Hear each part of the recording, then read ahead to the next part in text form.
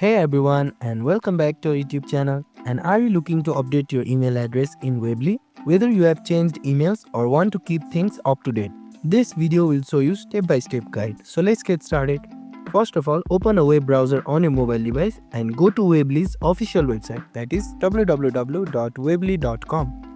And once you are in the Weebly dashboard, locate the profile icon which is located at the bottom right corner of the screen. Simply click on it. From there, you can see an option saying Account Settings. Simply click on it.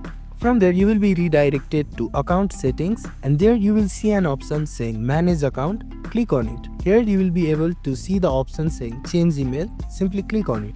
Once you click on it, you will be redirected to the login page, and after entering your email address, click on the option saying Next. Finally, you will be redirected to the Personal Settings page. Here you can see the option of email. You can either update it by clicking on the update option. From there, you can enter the new email address, and once you enter the new email address, simply click on the option saying confirm. Once you click on confirm, you will be able to change the email address connected to your Weebly account. And that's it. Your email address is now updated in Weebly. Keeping your email up to date ensures you don't miss important notifications about your website.